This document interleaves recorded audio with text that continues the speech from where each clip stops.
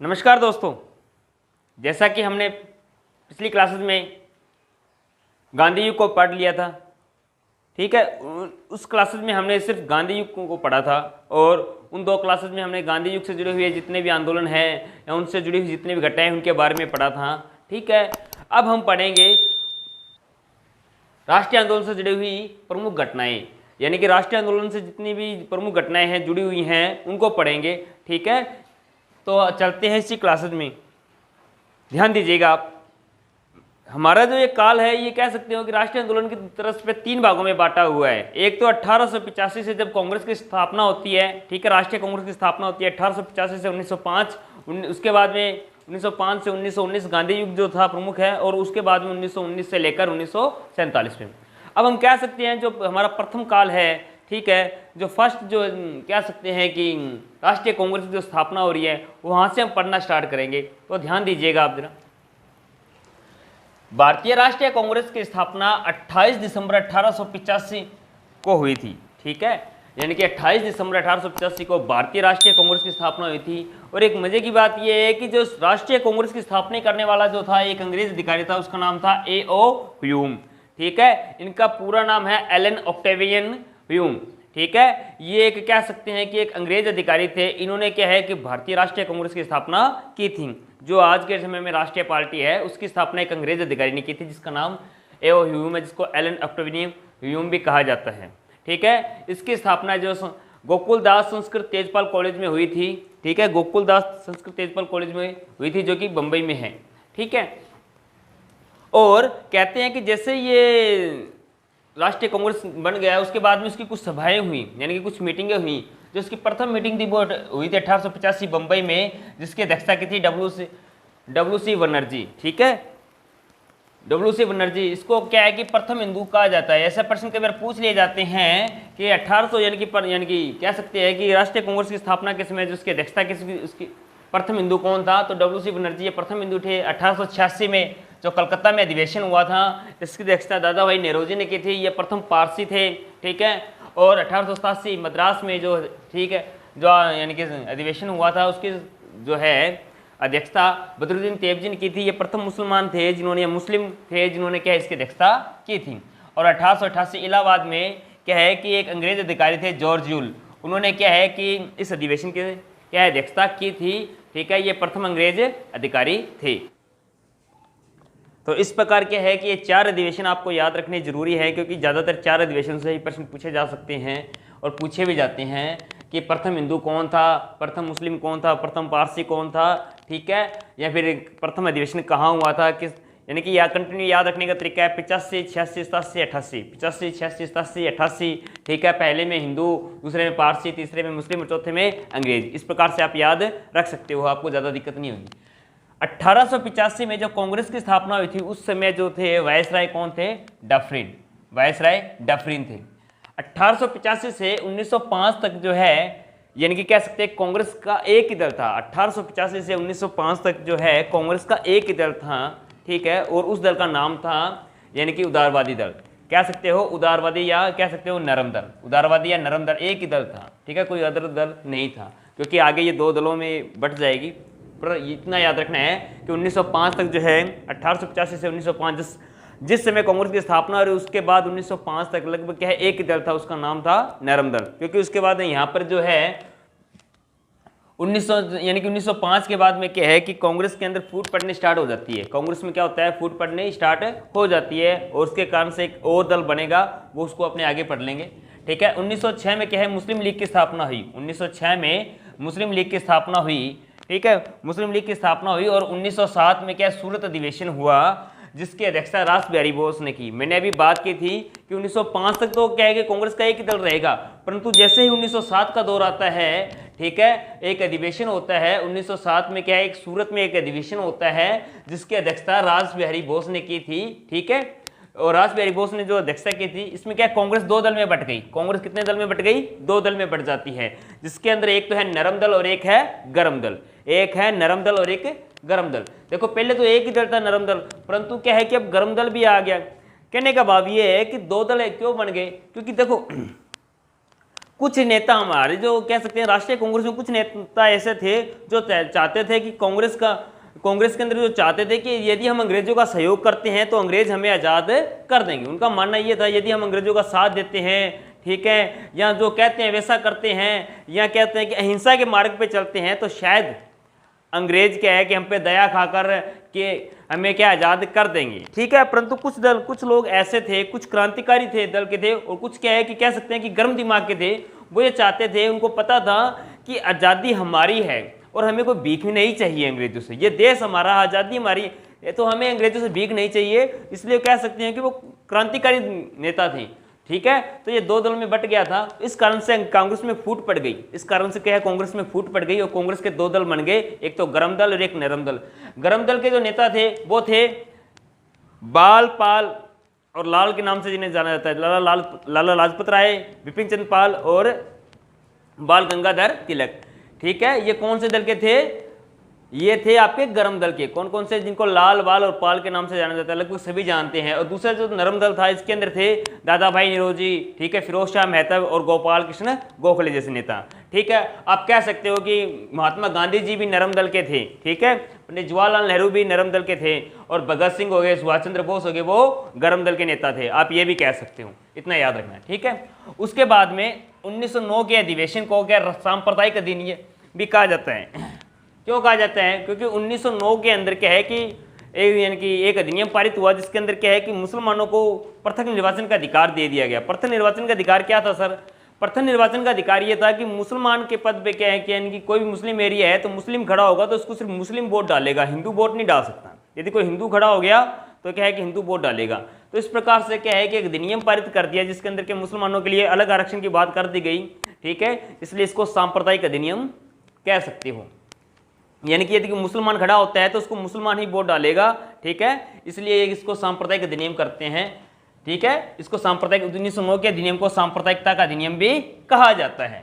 अब यह 1911 में बंगाल विभाजन रद्द कर, ठीक है, बंगाल विभाजन 1911 में क्या हुआ, बंगाल विभाजन। क्यों ये बंगाल विभाजन जो है, क्योंकि 1905 में क्या है कि लॉर्ड कर्जन ने बंगाल विभाजन किया था, ठीक है। 1905 के अंदर लॉर्ड कर्जन ने बंगाल विभाजन किया था, जिसके विरोध में क्या है कि कांग्रेस ने बंग यानी कि एक आंदोलन भी चलाया था, ठीक है। 1905 में बंगाल का विभाजन कर दिया था, बंगाल को दो हिस्सों में बांट दिया था, जिसके विरोध में यानी कह सकते हो कि कांग्रेस ने क्या है कि एक आंदोलन चलाया था जिसको भंग के नाम से भी जाना जाता है। और यही जो दौर था 1911 में क्या है कि बंगाल विभाजन रद्द कर दिया वायसराय ने क्या किया 1911 में, यानी कि जब 5 साल बाद में क्या है कि इसको बंगाल विभाजन को रद्द कर दिया गया। और ठीक है 1916 में एक लखनऊ अधिवेशन हुआ, ध्यान दीजिएगा 1916 में। 1907 और 1916 दोनों ही याद रखने जरूरी हैं। 1907 में जो कह सकते हो कि कांग्रेस दो हिस्सों में बट गई थी, अब दोबारा एक हो जाएगी। 1916 में एक लखनऊ अधिवेशन हुआ जिसमें कांग्रेस ने संयुक्त रूप से भाग लिया, यानी कि संयुक्त रूप से बोले तो गरम दल और नरम दल दोनों दल के नेताओं ने इसमें क्या है भाग लिया। और इसकी मध्यस्थता जो है, यानी कि कह सकते हो कि इसके मध्यस्थता का कार्य तो किया था एनी बेसेंट ने, ठीक है। बहस की अध्यक्षता की थी किसने, अंबिका चरण मजूमदार। अंबिका चरण मजूमदार ये कोई महिला नहीं है, ये पुरुष है, इनका नाम है ऐसा ही, ठीक है। तो इन्होंने क्या मध्यस्थता तो की थी। देखो 1916 लखनऊ अधिवेशन जिसमें कांग्रेस के दोनों दलों ने भाग लिया था, उसकी अध्यक्षता किसने की थी, अंबिका चरण मजूमदार ने, और मध्यस्थता किसने की थी, एनी बेसेंट ने की थी। ये याद रख, कई बार प्रश्न पूछ लिया जाता है, ठीक है। अभी चलते हैं अपने 1919 में सिडनी। यहाँ का 1919 के बाद का देखो 1918 तक, जो 1918 के बाद का जो वक्त है थोड़ा सा वो गांधी युग के अंदर हमने पढ़ लिया था। गांधी जी ने खेड़ा, ठीक है, खेड़ा आंदोलन वगैरह वो पढ़ लिया था हमने, तो याद रख लेना। अब अपने बात करते हैं 1919 का। 1919 का वो दौर था जिस समय कह सकते हो कि एक महत्वपूर्ण घटना घटी थी। कौन सी सर, जलियांवाला बाग हत्याकांड, ठीक है।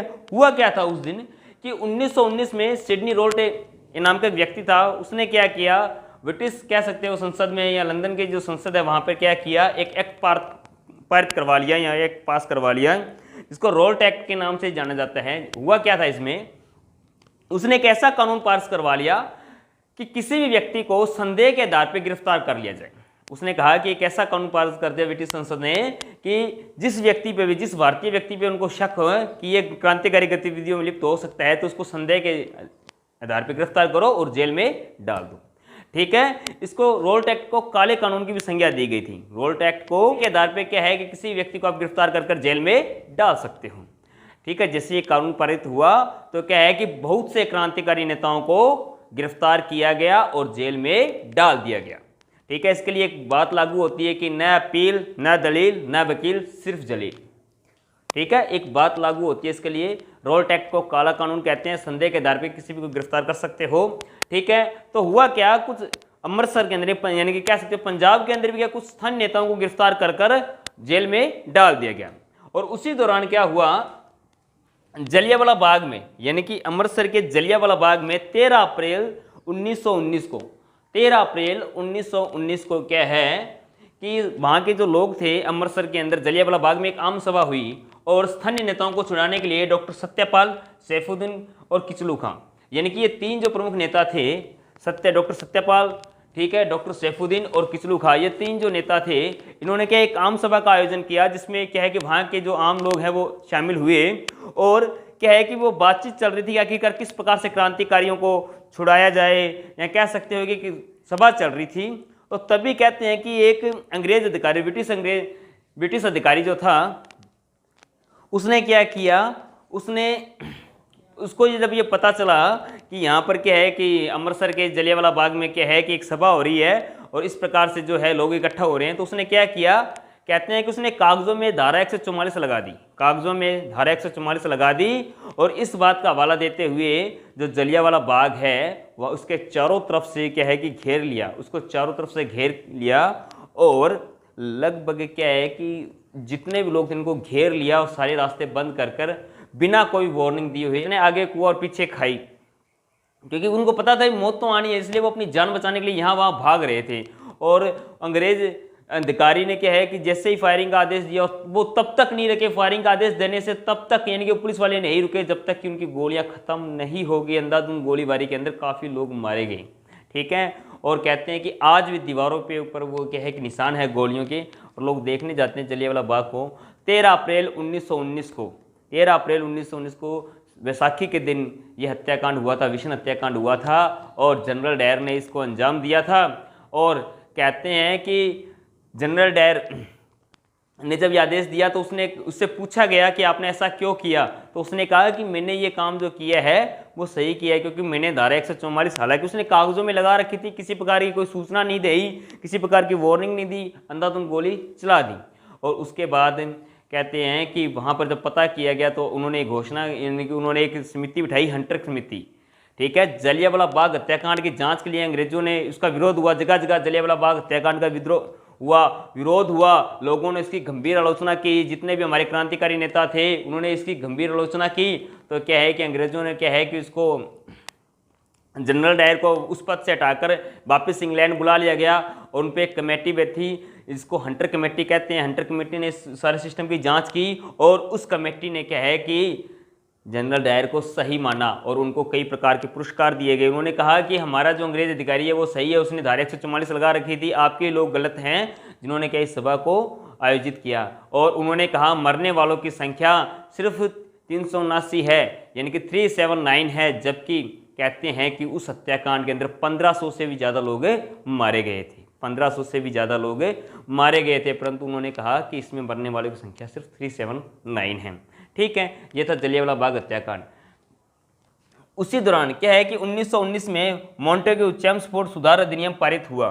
ठीक है, ये कह सकते हो कि मॉन्टेग्यू चेम्सफोर्ड सुधार अधिनियम है ये 1909 का ही ये एक भाग था। 1909 का ये एक भाग क्यों कह सकते हो, क्योंकि यहाँ पर जो सांप्रदायिकता अधिनियम है ना उसको यहाँ पर और बढ़ा दिया। यहाँ पर जो सांप्रदायिक सिर्फ मुसलमानों के लिए पृथक निर्वाचन की बात रखी गई थी, अब उसको और बढ़ा दिया गया। इसके अंदर क्या पहले जो मुसलमानों को लिए पृथक निर्वाचन की बात हो रही थी उसको बढ़ाकर अब क्या कर दिया गया, सिखों तक, यानी कि सिख हो गए, ईसाई हो गए और एंग्लो इंडियन तक बढ़ा दिया गया। यानी कि पृथक निर्वाचन, प्रत्येक व्यक्ति यानी कि हिंदू खड़ा हो गया तो हिंदू वोट डालेगा, मुस्लिम खड़ा हो गया तो मुस्लिम वोट डालेगा, अब वो चीज़ बढ़ा दिया गया है। अब यानी कि जो वहाँ पे मुसलमानों को सांप्रदायिकता निर्वाचन का अधिकार दिया गया था, अब यहाँ पर ईसाइयों को, सिखों को और एंग्लो इंडियन का भी अधिकार दे दिया गया। ठीक है, इसलिए 1919 के अधिनियम को कह सकते हो कि सांप्रदायिकता का विस्तारक अधिनियम भी कहा जाता है। इसको सांप्रदायिकता का विस्तारक अधिनियम भी कहा जाता है। ये 1919 को पारित हुआ था। ठीक है, सांप्रदायिकता को बढ़ा दिया गया। पहले तो मुसलमानों को शामिल किया गया था, अब इसको और भी वर्गों को शामिल कर लिया गया। और इसी दौरान क्या है कि प्रांतों में, या कह सकते हो कि द्वैध शासन लागू कर दिया गया। प्रांतों में कौन सा शासन लागू कर दिया गया? द्वैध शासन लागू कर दिया गया। इस अधिनियम में यह है कि केंद्र में क्या है कि द्वैध शासन लागू कर दिया गया, जिसमें क्या है कि आरक्षित शक्तियां जो है वायसराय के पास और हस्तांतरित शक्तियां जो है विधान परिषदों के पास सौंप दी गई। और ये कहा गया कि 10 वर्ष बाद में दोबारा 1919 के अधिनियम की जाँच की जाएगी, और 1919 का जो अधिनियम है इसकी जांच की जाएगी, और दोबारा जो है इसकी जांच करने के बाद में तब पता किया जाएगा आगे क्या सुधार करने चाहिए। ठीक है, तो ये अपने ने पढ़ा था राष्ट्रीय आंदोलन की प्रमुख घटनाएं। राष्ट्रीय आंदोलन की प्रमुख घटनाओं को अपने ने क्या है कि कह सकते हैं कि शॉर्ट में पढ़ा है। तो आप जितने भी प्रश्न पूछे जाते हैं यहाँ से लगभग आ गए हैं। इसका जो सेकंड पार्ट है वो अपने पढ़ेंगे कल। ठीक है, तो मैं आशा करता हूँ आपको समझ में आया होगा। यदि चाहो तो आप इसका स्क्रीनशॉट ले सकते हो। तो मिलते हैं नेक्स्ट वीडियो में। जय हिंद, जय भारत।